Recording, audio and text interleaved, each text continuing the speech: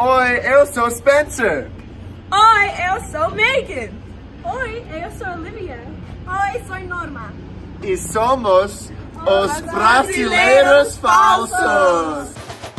Nunca foi tão fácil encontrar passagens e hospedagens pra conhecer o Brasil. Partiu férias, partiu Brasil. Escravidão!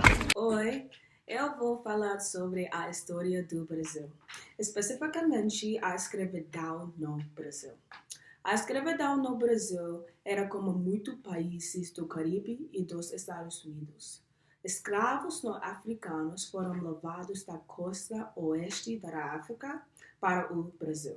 Os escravos eram de países como Ghana, Guiné e outros países. O Brasil é muito mais próximo da África do que os americanos, por isso era mais barato comprar escravos.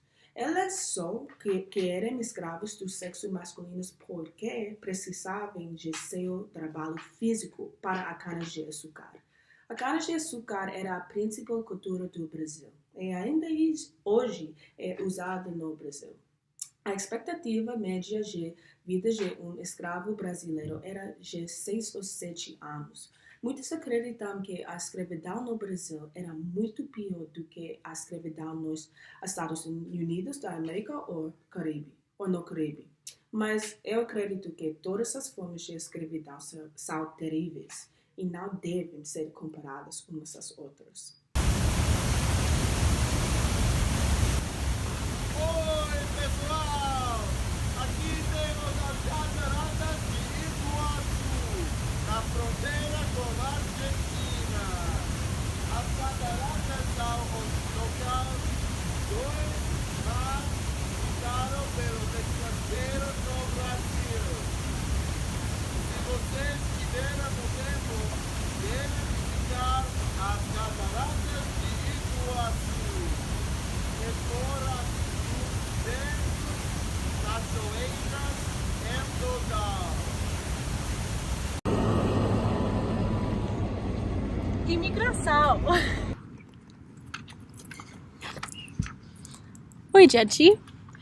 Nosso estudo da cultura brasileira não estaria completo sem olhar para as principais populações imigrantes que chegam ao país. Embora existiam vários grupos que vêm para o Brasil, vamos examinar especificamente os imigrantes haitianos. Em 2010, Haiti sofreu um terremoto terrível que completamente destruiu o país, matando mais que 300 milhões de pessoas.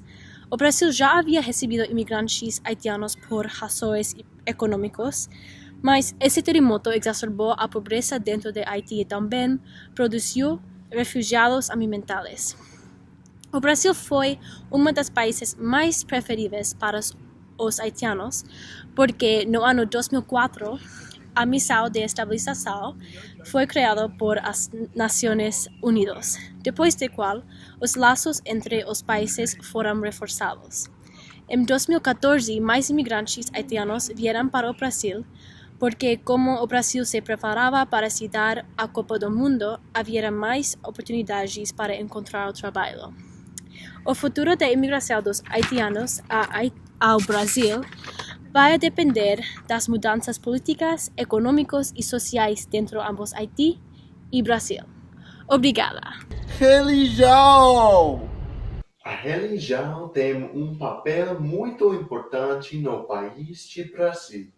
Mais de 80% das pessoas no Brasil identificam como cristãos no ano 2010. A maioria delas católicas. É certo que os adolescentes estão deixando atualmente as regras das religiões tradicionais no Brasil.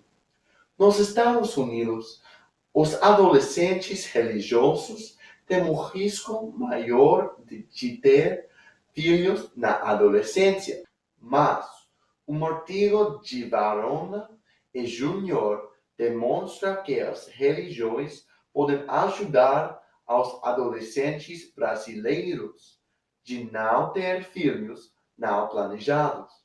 A religião pode ter um efeito positivo ou negativo nas vidas dos adolescentes brasileiros, mas seguramente ela tem uma influência poderosa.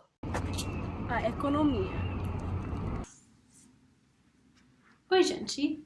Para entender completamente a cultura brasileira, é preciso descembrar a situação econômica do país.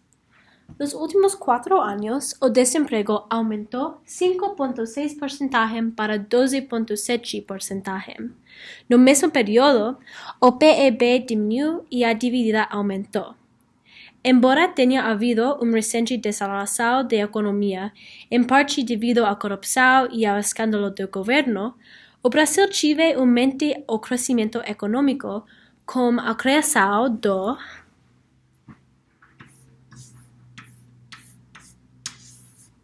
Programa de Aceleração do Crescimento de 2007.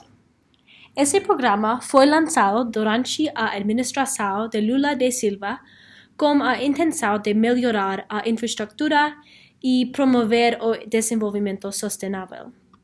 PAC, que teve orçamento de bilhões de reais, investiam dinheiro no transporte, a energia, o setor imobiliário e outras indústrias importantes. No âmago do PAC estava o objetivo de aumentar a oferta de emprego e renda. Esse objetivo se tornou muito importante durante a crise financeira global de 2008 e 2009, porque permitiu que as pessoas mantivessem seus empregos, rendas e consumo. Hoje em dia, o PAC ainda está ativo e mantém seus investimentos nos sectores diversos na economia. Dado a recente tendência descendente na economia, é provável que o governo deve juntar novas ideias para o futuro da economia para o país. Política! Oi, vou falar sobre a política.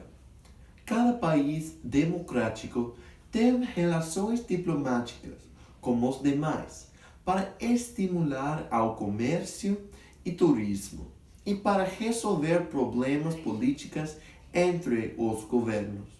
O Brasil e os Estados Unidos não sempre tiveram uma relação amigável por causa das diferenças ideológicas, mas hoje em dia as embaixadas têm interações positivas para o povo. Há muitos serviços que a embaixada oferece para os cidadãos americanos no Brasil. Podem ajudar com os passaportes, os problemas legais e assistência nas emergências locais. Você sabia que os americanos têm que pedir um visto para viajar ao Brasil? Pode obtê-lo na internet por uma taxa pequena. Se você tiver qualquer dúvida quando está numa cidade brasileira, deve perguntar à embaixada. Gírias. Bem-vindo! Em muitos países existem várias gírias. Os jovens falam muito diferente que outras pessoas. Em muitos casos, pessoas velhas usam o vocabulário sofisticado quando é comparada a pessoas jovens. No Brasil, quando você conhecer uma pessoa, você vai dizer "é aí".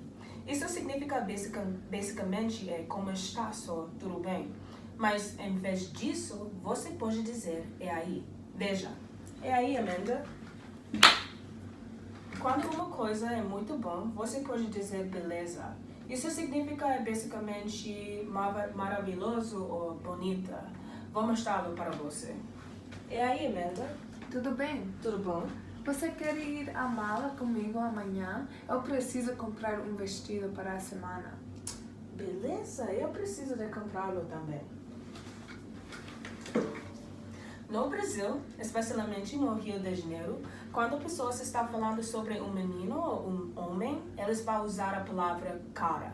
Embora cara significa cara, eles usam ainda isso para muitas coisas. Você pode usar a palavra para "cara, eu esqueci minha tarefa para minha aula", ou "essa cara é muito louca".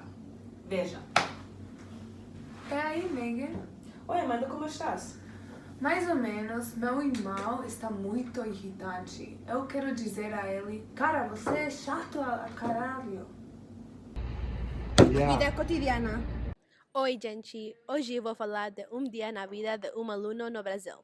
É muito parecido com os alunos nos Estados Unidos. No entanto, uma grande diferença no currículo é o INEM e o vestibular. Vou permitir que Álvaro, que é do Brasil, falar um pouco mais. Álvaro! Então, oi. O Enem chama Exame Nacional do Ensino Médio e é um teste tipo SAT americano que muitos alunos fazem quando terminam a escola secundária.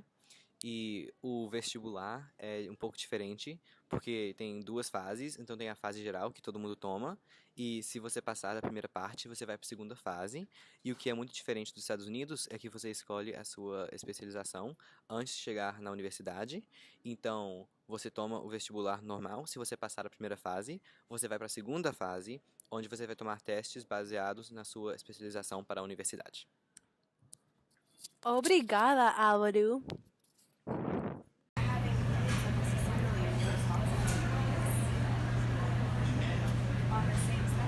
Pão de queijo.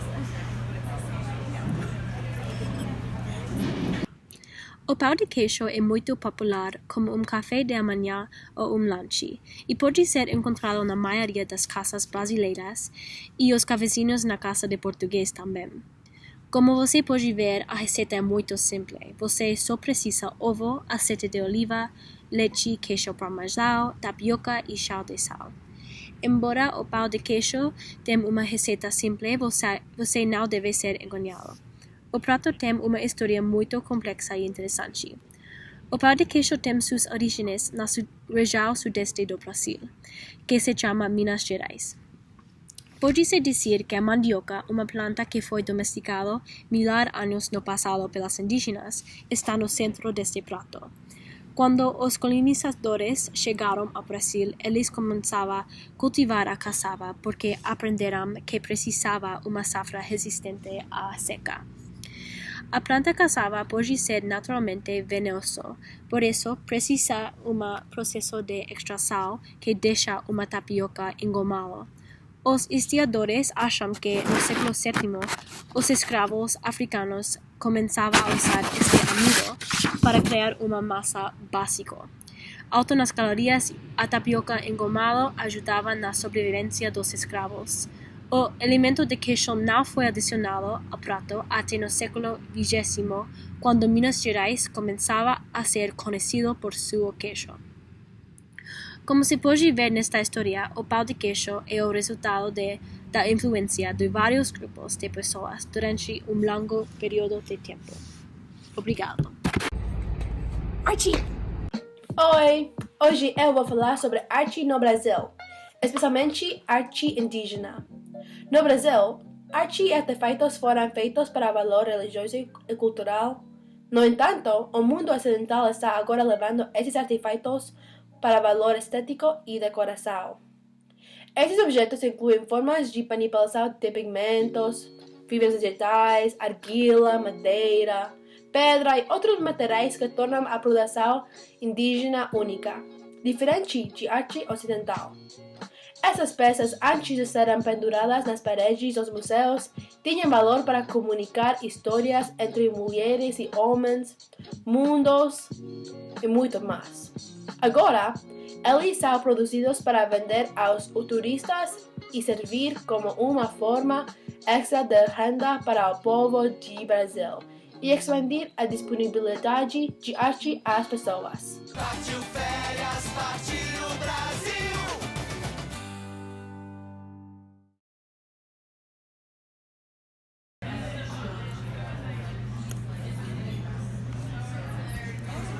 Pão de queijo? Pão de queijo. Por causa das diferenças ideológicas.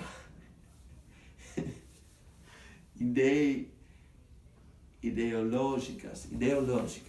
Por causa das diferenças ideológicas. Para os ancianos, porque no ano 2004, a missão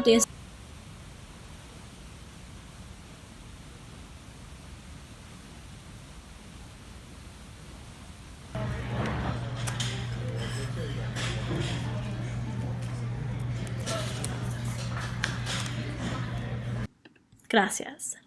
Tchau!